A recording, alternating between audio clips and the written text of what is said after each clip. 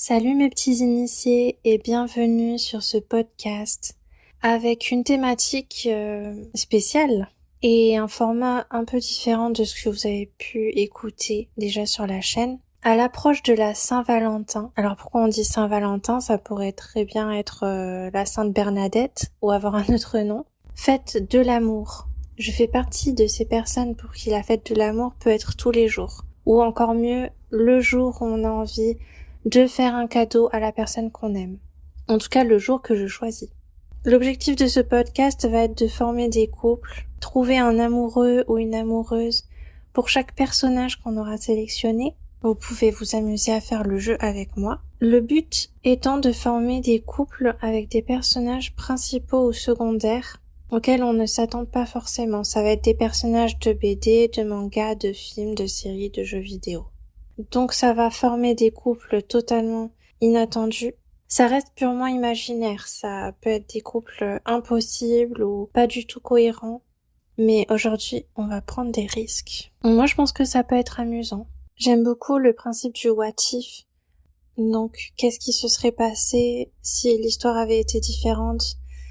Qu'est-ce qui se serait passé si tel ou tel personnage n'était pas mort? Si l'histoire de ce personnage avait continué dans la série ou le jeu. Dans beaucoup de jeux, il y a une histoire et on va commencer pour faire le lien avec la dernière vidéo sur Life is Strange. On va commencer par les jeux vidéo et donc Life is Strange. J'ai mélangé tous les jeux.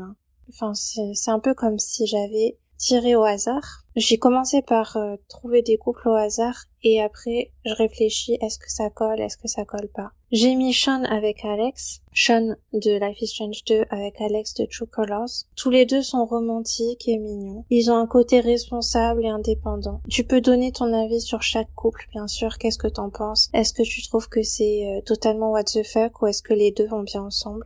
Chloe de Life is Strange avec Ryan de True Colors, le meilleur ami de Gabe. Tous les deux aiment l'aventure et les sensations fortes. Ils sont tous les deux, ils sont tous les deux sociables. Max et Steph. Donc Max de Life is Strange et Steph de Before the Storm et de True Colors. Steph est pleine d'énergie, tandis que Max est plus calme. Elles sont toutes les deux adorables, elles sont mignonnes, je trouve. Ce genre de jeu s'y prête bien parce que justement il y a beaucoup de personnages et ce qu'on va avoir besoin pour faire ces combinaisons, c'est que ce soit une histoire où il y a beaucoup de personnages.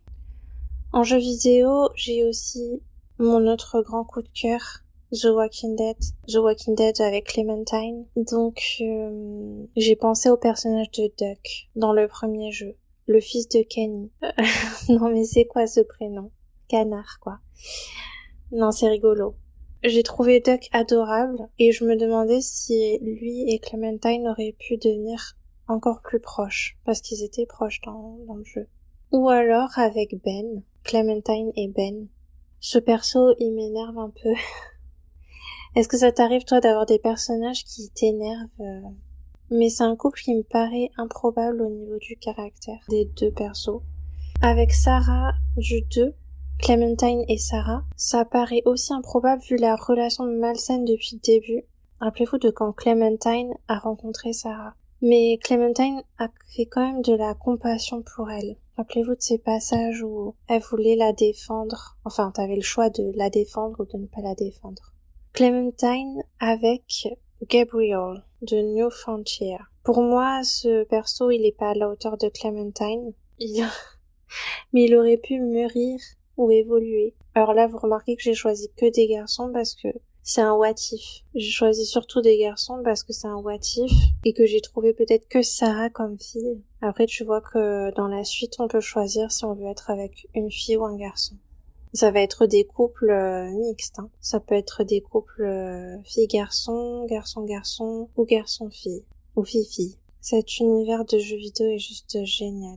Parmi les séries, je réfléchis aux séries qui m'ont plu. Il y a Stranger Things. Je pense à Dustin et Erika, deux personnages drôles. J'adore Dustin, Erika, je la connais un peu moins. Mike et Max. Alors je dis ça pour le passage où on les voit parler dans la salle de sport et elle les voit de loin, elle est jalouse. On sait qu'il y a rien entre eux, mais de loin, ils ont l'air de se tourner autour et c'est plutôt mignon, je trouve, ce passage. Will et Eleven. Alors, à la fin, on peut considérer comme des frères et sœurs parce qu'ils ont vécu ensemble et ils ont grandi ensemble. Donc c'est vrai que ça peut faire un peu bizarre. Mais je savais pas avec qui caser Will parce que Will il est assez solitaire en fait. Je me demande s'il préfère pas les garçons. On s'est demandé ça s'il était pas plus attiré par les garçons. En même temps, ils sont adorables ensemble. Dans la dernière saison, ils sont très proches. Mais je pense que c'est plus comme une relation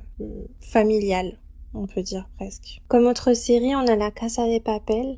Alors là, on va s'amuser. Nairobi et Tokyo. Elles ont toutes les deux un fort caractère. C'est les deux filles que j'aime beaucoup. C'est des durs à cuire. Rio avec Alison Parker. Donc, vous voyez qui c'est. Alison, c'est la petite étudiante. Et bon, Rio, il est assez jeune.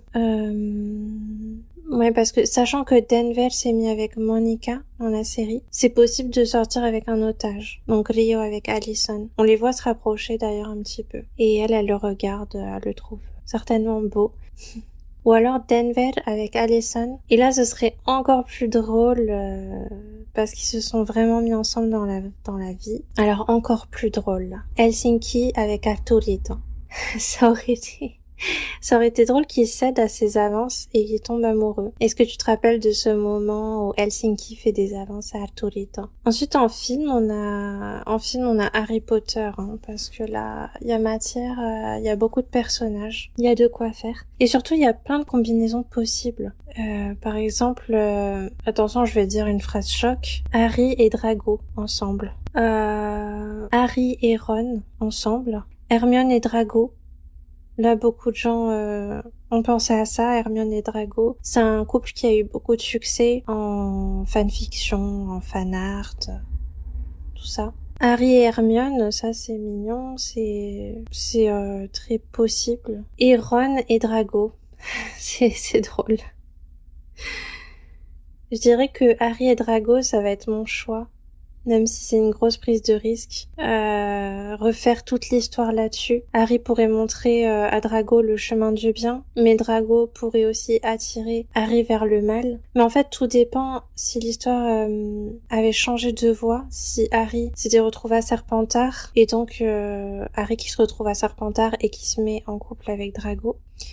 Ou si Harry était resté à Gryffondor, mais malgré ça, il serait tombé sous le charme de Drago. Enfin, un des deux, enfin voilà, qui finissent ensemble. Ça aurait entraîné beaucoup de tensions familiales entre les deux familles, et avec les amis, avec tout l'entourage en fait. Et même entre les deux maisons, si jamais Harry était resté à Gryffondor. Là, on est dans le pur what if, et c'est très intéressant.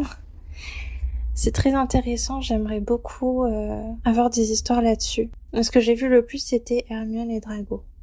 On a série et bande dessinée, on a The Walking Dead. Je sais que j'en ai déjà parlé pour le jeu, mais il y a la série et le comic qui sont très importants. On a un couple qui pourrait être Lois et Carol. Dans la BD, c'est Carol qui se rapproche beaucoup de Lois. Sans finir ensemble, bien sûr, mais dans notre imagination. Mais dans la série, Carol est très différente. On se demande alors qu'est-ce que ça donnerait Lois et Carol ensemble. Pour moi, ça reste plus intéressant dans le comics. J'ai du mal à les imaginer dans la série. Imaginez juste Carol et Daryl ensemble. Pendant longtemps, on a pensé qu'ils allaient s'embrasser, finir ensemble. Ils se rapprochaient beaucoup, mais ça n'est jamais arrivé. On a juste eu droit à un câlin et un bisou sur la joue. À la fin. Pourtant, je trouve qu'ils vont super bien ensemble. Carl et Sophia. On les a juste vus ensemble enfants, mais ils étaient proches et j'aurais adoré les voir grandir ensemble. Dans le comics, ils sont encore plus proches et c'est assez romantique entre eux. Il y a un petit jeu de je suis ton copain, t'es ma copine. Ils se rapprochent quand même. En BD, j'ai envie de sélectionner Titeuf, mon coup de cœur de la BD française. Et on pourrait se demander là, quelle est la meilleure copine pour Titeuf? J'ai envie de faire un petit concours de quelle est la meilleure personne pour Titeuf? Quel est le meilleur personnage? Mais on dirait que ça sera jamais Nadia parce qu'il finit toujours par se prendre des claques.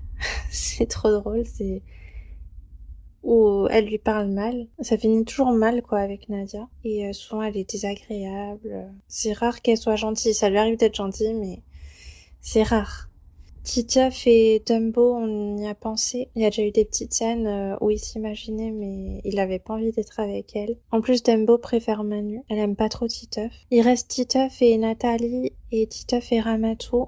Ramatou, elle est super gentille avec Titeuf. Donc moi, je les verrais bien ensemble. C'est juste trop mignon. C'est Titeuf et Nathalie. Titeuf et Nathalie, je pense pas trop parce que Nathalie, elle a pas les mêmes centres d'intérêt. Après, elle est très sportive. Qu'est-ce que tu dirais, toi? Quel personnage tu trouves le mieux pour Titeuf? Après, j'ai du mal avec ses amis, ça reste ses potes, les autres. Manu, François, Hugo, après les autres Vomito, Jean-Claude. Donc les votes sont ouverts. Qu'est-ce qu'il pourrait y avoir aussi comme autre bande dessinée, une BD avec beaucoup de personnages où on pourrait former des couples? Si t'as des idées, n'hésite pas à les dire dans les commentaires. Comme ça peut faire un deuxième podcast, des couples inattendus 2. On verra si ça peut se faire. En tout cas, je me suis bien amusée à imaginer ces petits couples. Ah oui, et je suis désolée pour tous les célibataires qui sont tristes de pas pouvoir fêter cette fête, aller au restaurant et faire les choses que la plupart des gens font. Mais à la place, vous pouvez écouter ce podcast et vous marrer. Vous pouvez jouer au petit jeu des couples. N'hésite pas à voter toi aussi pour le couple le plus what the fuck ou le couple que tu as préféré, le plus inattendu, le plus mignon, le plus drôle. N'hésite pas à voter dans les commentaires et à donner tes impressions. Pour moi, le couple gagnant, ça va être Harry Potter et Drago Malfoy. Je sais, c'est étonnant, mais pour moi, c'est puissant, c'est inattendu et ils sont badass. Ils sont badass ensemble. J'aimerais tellement voir ce que ça donne ensemble. Après, c'est peut-être mes vibes qui parlent. Non, vraiment pour rire. À toi de choisir maintenant. Si tu veux, tu peux me retrouver sur mon compte Instagram perso, IniArt1, ou sur le compte Instagram de ma BD, Connexion Ini. Et tu peux découvrir ma petite boutique où tu pourras te procurer ton exemplaire de ma BD, inishop1.myshopify.com. Merci d'avoir écouté ce podcast. Et à bientôt les initiés.